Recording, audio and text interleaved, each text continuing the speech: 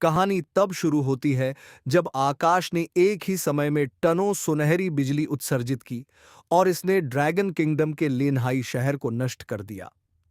अनगिनत राक्षसों ने दूसरी दुनिया से वास्तविकता में प्रवेश किया, जिससे मानवता को अब तक की सबसे बड़ी आपदा का सामना करना पड़ा। शुक्र है, स्वर्ग ने कभी भी मानवता का त्याग नहीं किया। प्रत्येक मनुष्य के हाथ की पीठ पर अचानक एक रहस्यमय निशान प्रकट हुआ और इसके माध्यम से उन्होंने विभिन्न प्रकार के अनूठे व्यवसायों को जागृत किया। तब से मानवता के लिए शिकारी बनने के लिए व्यवसाय बदलने का युग शुरू हो गया। जागृत होने वाले अनेक लोगों में से केवल 3 लोग ही पौराणिक श्रेणी के वर्ग वाले थे, जिनमें से एक संयुक्त राज्य अमेरिका से है। अल्फ्रेड नाम का एक भूत ब्लेड उपयोग करता है। रूस से रेस्टिफ नाम का एक नरक ड्रैगन सवार है। और अंत में फ्रॉस्ट नेशन फ्रॉस्ट मैज किंग क्वान जिक्सियन है। जैसा कि पौराणिक रैंक वाले व्यवसायों ने बाकियों को बहुत पीछे छोड़ दिया, इसने लाइट हाउस साम्राज्य, रूसी और फ्रॉस्ट नेशन को अन्य देशों पर विजय प्राप्त करने की प्रगति की दर में अन्य सभी देशों से आगे निकलने के लिए प्रेरित किया। 100 साल पहले उनके जैसा एक विलक्षण व्यक्ति एक बार ड्रैगन किंगडम में भी दिखाई दिया था। ड्रैगन किंगडम के शीर्ष विशेषज्ञ का नाम असुर है। मात्र 10 वर्षों के भीतर उसने चीन में अब तक का सबसे ऊंचा रिकॉर्ड बनाया और 70वीं दुनिया में इसे बनाने वाले पहले व्यक्ति बन गए। हालांकि जब 9वीं रैंक की सबसे शक्तिशाली राक्षस लहर ने पृथ्वी पर आक्रमण किया तो असुर, जिसने 8 बार कक्षाएं बदलीं, रिफ्ट के खिलाफ बचाव करते हुए मर गया। उन्होंने राज्य की रक्षा के लिए अपना बलिदान दे दिया। यह एक नायक के रूप में शुलुओं की मृत्यु की 100वीं वर्षगांठ थी। परसों राजधानी शहर में शुरू किए गए स्मारक समारोह के दौरान ड्रैगन किंगडम के सभी शीर्ष शिकारी समारोह में भाग लेने के लिए उपस्थित हुए और साथ ही आंकड़ों से पता चला कि राज्य में उस वर्ष के लिए 12,03,50,000 जागृति थीं, जो कि 11.3% से अधिक है पिछले वर्ष। और 10 वर्ष पहले दूसरी दुनिया के पहली बार पृथ्वी पर अवतरित होने के बाद से यह उच्चतम रिकॉर्ड है। 10% जागृति वर्तमान में मुख्य शिकारियों से बनी है, जो कि असुर के जन्म वर्ष के दौरान जागृत हुई जागृतियों की संख्या से काफी अधिक है। इस वजह से वे अगले असुर की एक और उपस्थिति देखने की उम्मीद कर रहे थे। एक आदमी अपने नंगे कमरे में लेटा हुआ है। दूसरी दुनिया का मुख्य द्वार खुलने की खबर सुनकर शिकारियों को सलाह दी गई कि वे खुद को तैयार कर लें। वह आदमी अपने बगल में गोलियों की एक बोतल के साथ बेजान लग रहा था। फिर से यह खबर दोहराई गई, लेकिन जब उस आदमी ने सुना कि शिकारियों को खुद को तैयार रहने के लिए कहा गया है, तो वह आदमी भयभीत हो गया। अचानक वह उठकर बैठ गया। ऐसा लग रहा था जैसे वह अब एक अलग व्यक्ति है। इस आदमी ने यह जानने के लिए इधर-उधर देखा कि वह कहाँ है, क्योंकि उसे लगा कि वह मर जाएगा। उसके सिर में बहुत दर्द हुआ। फिर उसे दर्दनाक यादों के टुकड़े दिखाई देने लगे, जैसे कठिन काम करना, उसे बताया जाना कि वह कूड़ा है, अपने भाई की चिकित्सा फीस का भुगतान करने में सक्षम नहीं होना, एक राक्षस को वश में करने वाला और एक गरीब परिवार होने की शिकायत करना। और इन सब के साथ उसने अत्यधिक मात्रा में गोलियां खाकर अपना जीवन समाप्त करने का निर्णय लिया। भ्रमित व्यक्ति को आश्चर्य हुआ कि ये यादें किसकी हैं। उसने कभी नहीं सोचा था कि 100 साल बाद वह अपने जैसे ही नाम वाले किसी व्यक्ति के शरीर में पुनर्जन्म लेगा। उसे याद आया कि वह आदमी राक्षसों को वश में करने वाला था। राक्षसों को वश में करने वाला वर्ग लड़ने के लिए मुख्य रूप से अपने पालतू जानवरों पर निर्भर रहता है। अपना स्तर बढ़ाने के अलावा उनके पालतू जानवर की विकास विशेषता भी पीछे नहीं रह सकती। किसी ने एक बार विश्लेषण किया था कि एक शक्तिशाली राक्षस को वश में करने वाले को पालने के लिए किसी को कम से कम पूरे देश जितना अमीर होना होगा। एक सामान्य व्यक्ति के लिए राक्षस को वश में करने वाले के रूप में जागना वास्तव में बुरी खबर होगी। अब वह युवा झांगयू की कहानी जानता था, जो जीवन में असफल हो गया और उसने अपनी जान ले ली। उसने दीवार पर लगी तस्वीर को देखा। यह पुनर्जन्म लेने वाला व्यक्ति इसके विपरीत था। वह एक समय पूरे ड्रैगन साम्राज्य में सबसे शक्तिशाली जागृति था और असुर नाम से प्रसिद्ध था, क्योंकि उसने पहले ही शरीर पर कब्जा कर लिया था और एक बार फिर से पुनर्जीवित हो गया था।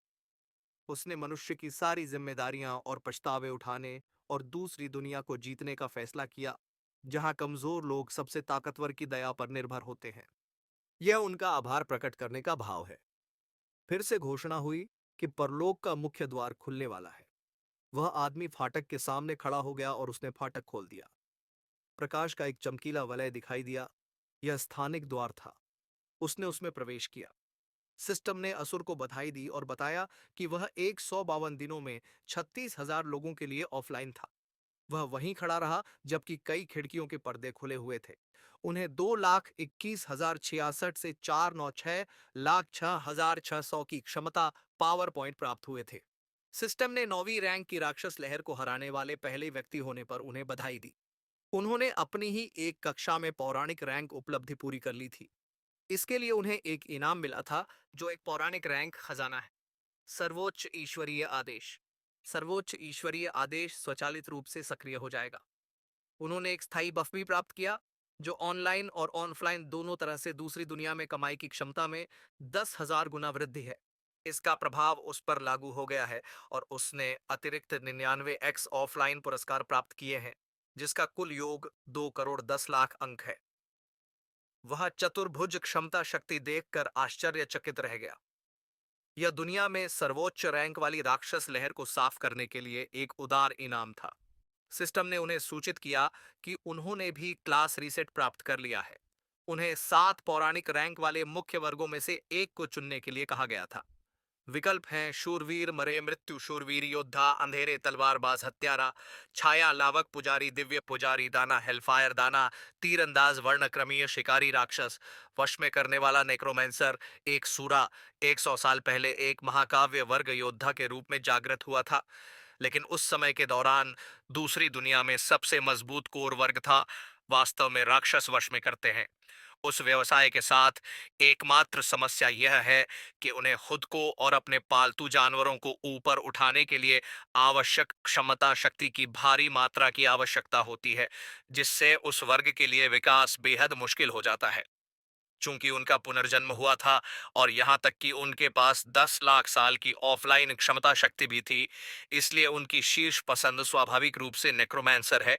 सिस्टम ने उन्हें दूसरी दुनिया के चौथे पौराणिक रैंक और hunter necromancer monster tamers advanced class बनने पर बधाई दी। उन्हें प्रारंभिक 100 स्टार रेटिंग प्राप्त हुई। यह एक पौराणिक रैंक वर्ग की अपेक्षा के अनुरूप मजबूत था।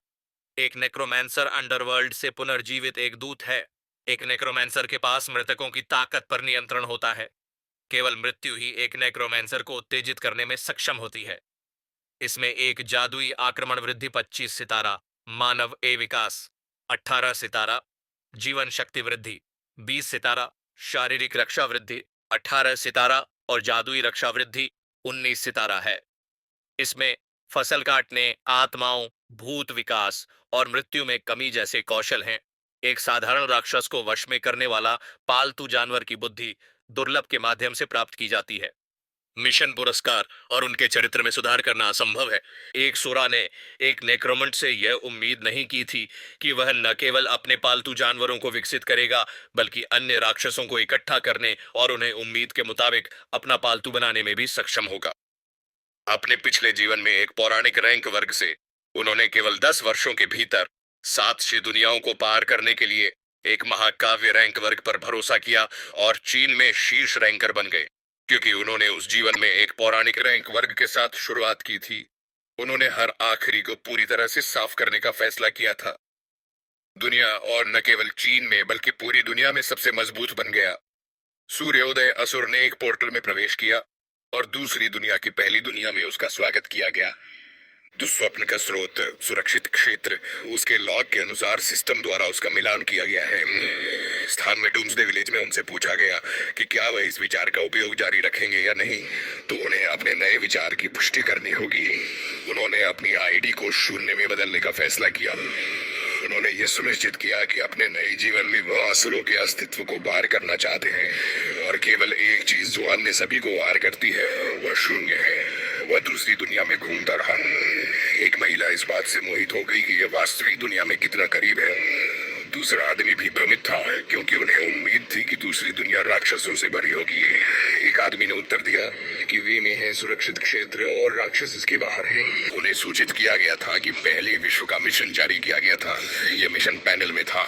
लोगों ने इसकी तैयारी शुरू कर दी थी, जैसे कि इसमें शामिल होने के लिए एक पार्टी ढूंढना या जिन सामग्रियों की उन्हें आवश्यकता होगी। सिस्टम विंडो में उनके बारे में विवरण प्रदर्शित किया गया था। दुस्वप्न का स्रोत पहली दुनिया।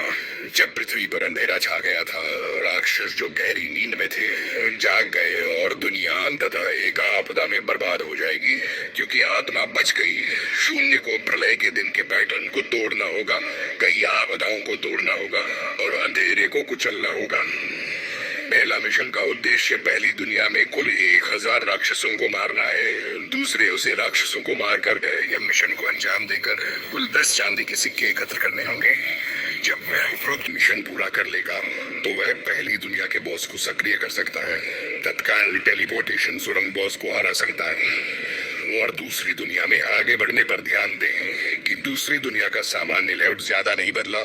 उन्होंने मिशन करने से पहले कुछ उपकरण खरीदने का फैसला किया।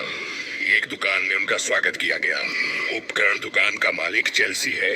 उन्होंने उससे पूछा कि उसे क्या चाहिए। शून्य यह भी ध्यान दे कि सिस्टम उपकरण की दुकान भी पहले जैसी ही है। यह केवल कुछ बुनियादी कच्चे माल ही प्रदान कर सकती है। यहाँ तक कि उनके पास जो सबसे अच्छे उपकरण हैं, वे केवल एक स्टार हैं। चेल्सी ने शून्य से कहा कि यदि वह उनसे संतुष्ट नहीं है तो वह उच्च श्रेणी के उपकरण प्रदान कर सकता है। कुछ और तांबे के सिक्कों के लिए जीरो ने 100 तांबे के सिक्कों से भरा एक बैग गिरा दिया। फिर उसने एक स्टार मैजिक स्टाफ मांगा। उसके आसपास के अन्य खरीदार आश्चर्यचकित हो गए। जीरो ने स्टाफ प्राप्त किया। उसके बाद लोग जीरो के पास आने लगे। वे सभी उसके कदम से आश्चर्यचकित थे, क्योंकि वे थे केवल कुल दिया गया है 100 तांबे के सिक्के और उसने वे सभी खर्च कर दिए थे। एक व्यक्ति ने कहा कि एक सितारा जादुई सामान ज्यादा हमले की शक्ति नहीं जोड़ सकता है। या तो उसे सलाह दी गई थी कि एक सितारा हथियार खरीदने के बजाय उसके लिए कच्चे सामानों का पूरा सेट खरीदना बेहतर होगा। जीरो ने उन्हें उनकी सलाह के लिए धन्यवाद दिया और चली गई। एक महिला ने अपनी राय व्यक्त की कि यद्यपि केवल अधिक संख्या में सितारों वाले हथियारों को ही परिष्कृत किया जा सकता है, लेकिन हमले की शक्ति भी बढ़ाई जाएगी। आदमी ने उत्तर दिया कि हथियारों को परिष्कृत करने के लिए क्षमता शक्ति की आवश्यकता होती है और वे केवल हो सकते हैं कम गिरावट के साथ। राक्षसों की खेती के मिशन के माध्यम से प्राप्त किया गया दर। उन्होंने कहा कि स्तर बढ़ाने के लिए ऐसी मूल्यवान चीजें भी पर्याप्त नहीं है। केवल एक मस्तिष्क मृत व्यक्ति ही ऐसा कर सकता है। जीरो को जाते हुए देखकर वे गपशप करते रहे। उन्होंने अनुमान लगाया कि बाद में उसे कष्ट सहना पड़ेगा, क्योंकि उसके पास पैसे नहीं बचे हैं और उसके पास शून्य रक्षात्मक शक्ति भी नहीं है। वे सभी सोचते थे कि पैसे के बिना कुछ भी करना असंभव है।